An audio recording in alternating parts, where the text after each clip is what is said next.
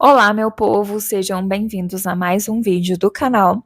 Vídeo esse que eu vou falar um pouco sobre como foi o meu processo de visto aqui para estudar em Portugal.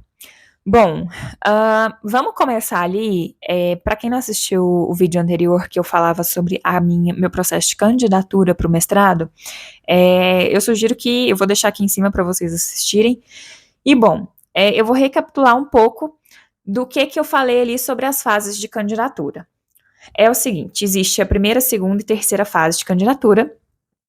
Cada fase de candidatura libera o resultado final de acordo com as datas pré-determinadas, e você tem que esperar o resultado final, realizar a sua matrícula, e só depois disso que você pode aplicar para o visto.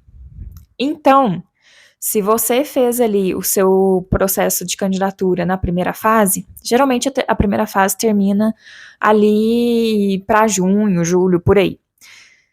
E ali você já faz sua matrícula no site da sua universidade, dentro do portal ali, ou até mesmo se você solicitar para a sua universidade, eles vão te dar ali um atestado de matrícula, e você tem que colocar esse atestado de matrícula na sua documentação do visto e enviar para o consulado. Quem se inscreve e é aprovado na primeira fase tem a vantagem ali que não tem que correr tanto com essa documentação, porque muito provavelmente essa documentação vai sair antes das aulas começarem. Entretanto, quem fez ali a candidatura na segunda ou na terceira fase tem que correr, principalmente quem fez a candidatura na terceira fase.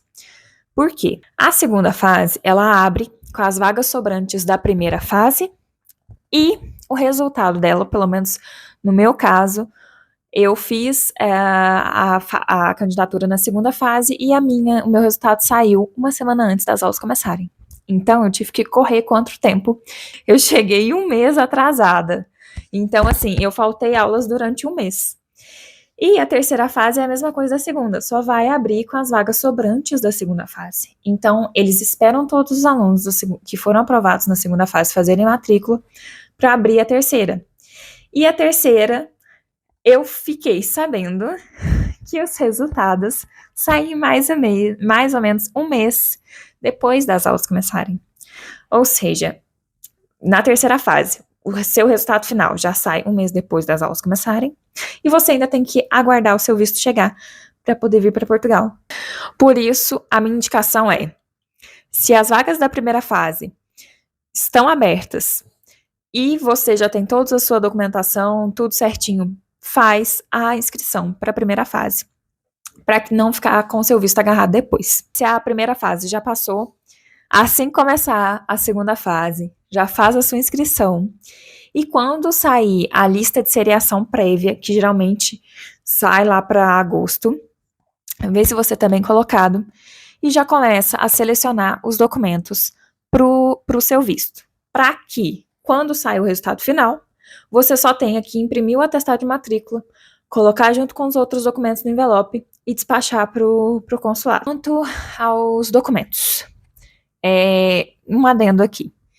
Eu já tinha feito o processo de visto de Portugal em 2022, sozinha, sem assessoria, e em 2024 eu também quis fazer sozinha. Não é um bicho de 7 cabeças, tá bem? Não é uma coisa impossível de ser feita. Então, assim, se você quiser fazer sozinho, eu totalmente te apoio, porque eu sei que você vai dar conta. Mas ainda assim, se você quer se sentir mais seguro e fazer com uma assessoria, tá tranquilo. Eu, inclusive, presto assessoria de visto, então se você quiser me chamar no e-mail que tá aqui embaixo, eu te assessoro totalmente nesse visto de estudo, no caso, tá? Eu assessoro para vistos de estudo, aqui de Portugal. Mas bem, tô com o site aqui da VFS aberta e tô com ele aberto aqui nos documentos necessários para o visto de estudos. No caso, o formulário do pedido de visto nacional é um documento que está diretamente aqui no site da VFS. Eles têm, quando você abre esse documento, tipo um tutorial do que você tem que colocar. Então, assim, é fácil, não é difícil. Entretanto, de 2022 para 2024, houveram modificações na lei portuguesa. Então, assim, Quando eu preenchi esse pedido de visto de longa duração, eu preenchi da maneira que eu preenchi em 2022. A VFS me mandou de volta esse documento falando que ele estava preenchido errado. Então, eu tive que repreencher ele. E nesse e-mail que a VFS me mandou falando que estava errado, eu questionei tudo, o que eles falaram que estava errado. E aí eles me passaram exatamente todas as respostas dos meus questionamentos, falando o que eu tinha que corrigir. Outro detalhe, eles querem que preencha isso com caneta preta. E eu tinha preenchido com caneta azul. Por quê? Pelo menos no Brasil tem esse negócio de você tem que preencher caneta azul para ficar mais legível, mais destacado, mais tipo para dar mais veracidade, sabe? Mas ali eles pedem que tudo seja preenchido de caneta preta. Enfim, formulário, as duas fotografias, uma colada no formulário e a outra enviada junto. O passaporte, eu sei que dá um pouco de medo enviar o passaporte no correio, junto com os outros documentos, mas eu fiz isso 2 vezes e sempre voltou inteiro. A minha dica é, se você tá com medo de não voltar inteiro, coloca uma capinha no seu passaporte, que pelo menos assim dá uma protegida ali e ele não fica com as pontinhas levantando, sabe? Bom, comprovativo de situação regular. Quem é nativo brasileiro não precisa, tá? Só quem é estrangeiro que atualmente reside no Brasil. Tô falando isso, gente, pro visto ser tirado no Brasil, tá? Quem tá em outro país que vai tirar o visto, eu não sei exatamente quais são os trâmites. Eu fiz isso das 2 vezes estando no Brasil e tirando o visto de lá. Eu fiz no consulado de Nova Lima, tá? Que eu sou de Minas Gerais, então tem um consulado ali em Nova Lima e eu enviei todos os meus documentos para lá. Bom, o seguro de viagem válido ou o PB4. Eu fiz, no caso, o PB4 das 2 vezes, tanto em 2022 quanto em 2024.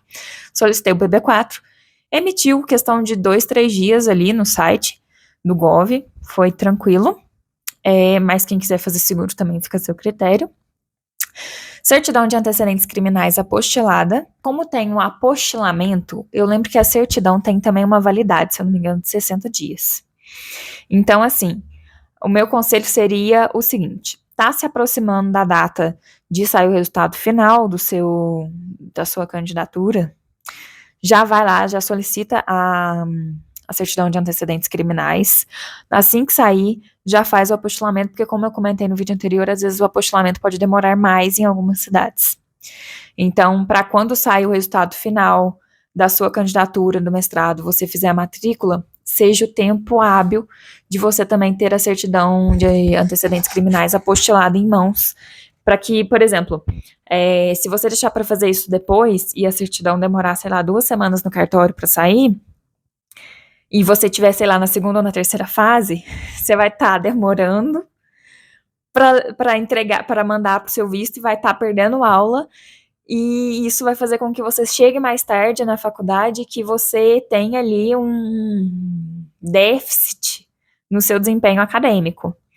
Então, assim, tenta se organizar ali num calendário para que você já tenha todos os documentos em mãos quando sair o resultado da sua candidatura e fazer sua matrícula. O comprovativo de meios de subsistência não é necessário para cidadãos da CPLP, que no caso inclui o Brasil, mas eu enviei. Eu preferi enviar extrato bancário meu e dos meus pais, para que isso não fosse um empecilho na hora de me dar o visto. Para não falarem depois, você teve o visto negado porque você não tem comprovativo de meio de subsistência. Então, assim, para não correr esse risco, eu já mandei o extrato de tudo dos 3 últimos meses. Deixa eu ver o que mais. Frequência no ensino superior. Aí, no caso, esse é o atestado de matrícula. É por conta desse documento que você tem que esperar sair o resultado final, você tem que fazer sua matrícula, fez sua matrícula, pede esse documento ou retira esse documento no site da universidade. O que eu fiz? Como eu achava que meu visto ia sair com duração ali de 2 anos, eu solicitei um documento que falava, Rafaela Nunguete Costa, está inscrita no curso tal, do documento tal, que tem duração de 2 anos, com início em 16 de setembro de 2024 e finalização em junho ou julho de 2026. Se você quiser pedir esse documento também, fica a seu critério. Eu preferi pedir esse para realmente comprovar. Mas tem também só um atestado de matrícula simples, tipo, fulano de tal tá inscrito no curso tal na Universidade X. Pronto, creio que também esse seja válido. Cidadãos da CPLP são dispensados da apresentação de seguro, mas pode apresentar o PB4. Passagem de retorno ao Brasil, não apresentei mesmo não. E meios de subsistência, esse eu apresentei só para evitar que o meu visto fosse negado, mas no fim das contas deu tudo certo. E bom, os documentos são esses. Eu coloquei tudo no correio, se eu não me engano, em carta registrada. Não lembro quanto eu paguei. E aí, quando a VFS pegou o meu envelope, que veio aquela questão que eu falei do formulário, que eu tive que repreencher e mandar para eles de novo. Mas, feito isso, eles protocolaram o recebimento dos meus documentos e mandaram para o consulado. E aí, como a minha matrícula foi feita uma semana antes das aulas começarem, porque eu fui me candidatar na segunda fase de candidaturas, e o resultado saiu uma semana antes das aulas, eu entrei em contato com o diretor de curso e expliquei a minha situação. Falei, olha, eu vou chegar atrasada, porque eu fui aprovada no segundo ciclo, eu fiz a matrícula agora, então agora que eu mandei o meu visto, e o meu visto não tem previsão de sair. Eles dão ali uma previsão de 90 dias, então eu posso ficar ali 90 dias sem ter frequência nas aulas, né? Então, o que eu faço? Eles falaram assim, não, tudo bem, eu entendo a sua situação, envio um e-mail para os professores e tento conversar com os professores, por quê? Na primeira semana de aula, eles já, dão um panorama do que eles vão dar e já marcam as provas e trabalhos. Então, conversa com eles para ver como que você vai fazer com essas provas e trabalhos. Se eles não falarem nada, você faz tudo em exame final, no fim do semestre. Se não, você vai fazendo à medida que for acontecendo, ver com eles uma forma. E aí, peguei o e-mail dos professores no portal, do qual eu já tinha acesso, e mandei e-mail para os professores me apresentando, explicando a minha situação, pedindo quem pudesse para eu acompanhar as aulas de maneira online. Eu cheguei a perder prova por conta disso. Então, quando eu cheguei, eu fiquei muito perdida na matéria, e essas provas que eu perdi, eu tive realmente que fazer um exame depois. Então, assim, quanto antes você fizer a sua candidatura, melhor. Mas se ainda assim ficou para a segunda fase, corre deixar todos os seus documentos de visto pronto para mandar o quanto antes, para que você não perca tanta aula assim. E, obviamente, viu que o visto está demorando? Começaram as aulas, manda um e-mail para o diretor de curso e para os professores e explica a sua situação e vê ali uma melhor maneira de resolver isso. E as minhas faltas, por conta disso, foram justificadas. Então, essa é a minha sugestão. Converse com os professores, com o diretor de curso, para que as suas faltas sejam justificadas enquanto o seu visto não tiver sido aprovado. E chegando aqui, é correr atrás do preju, é correr atrás das aulas e das provas que foram dadas e tentar ali acompanhar a turma. Eu acho que é isso, pessoal. Se alguém tiver mais alguma dúvida, é só me mandar aqui nos comentários. Inclusive, deixa eu responder aqui uma dúvida que teve num vídeo anterior. Sobre o tempo de chegada, se o visto atrasar e as aulas já tiverem começado, pode trancar a matrícula e fazer no ano seguinte? Ou tem que pagar os meses e todos em atraso, por exemplo, se a pessoa chegar em dezembro? Olha, isso vai variar de faculdade para faculdade. Na UTAD, eu sei que só poderia haver cancelamento, talvez trancamento de matrícula até 30 de novembro. Mas ainda assim, você teria que pagar setembro, outubro e novembro. 30 de novembro, você quer continuar o curso ou você quer trancar, tudo bem, você só pagou aquelas 3 mensalidades. A partir de 1º de dezembro, se você cancelar o curso, você tem que pagar ele até o final, ou seja, até junho. Porque o ano letivo, você tem que pagar 10 prestações. Então, começa em setembro e termina em junho ali as 10 prestações. Então, assim, você tem, pelo menos na UTAD, tá? Tô falando isso sobre a Universidade de Trás-os-Montes e Alto Douro. Até 30 de novembro eu poderia cancelar, mas ainda assim eu teria que ter pago setembro, outubro e novembro. A partir de 1º de dezembro, se eu não fosse cancelar, ou se eu fosse cancelar, sei lá, em janeiro, eu teria que pagar até junho. Então, eu acho que isso é uma coisa que varia de universidade para universidade. Sugiro que você dê uma olhada ali. E isso é uma coisa que eu já sabia quando eu fiz a matrícula. Então, quando você for fazer a matrícula, eu sugiro que você dê uma olhada ali já quais são os critérios de cancelamento e de trancar matrícula da sua universidade, para que você esteja preparado para isso também. Sobre trancar matrícula e fazer no ano seguinte. Não sei nada sobre isso, não sei se isso é permitido, até porque você vai estar lá com um processo de visto acontecendo, e eu acho que talvez o consulado pode ter algum contato aqui em Portugal que, tipo, deu um aviso, alguma coisa assim, que a sua matrícula foi cancelada ou trancada.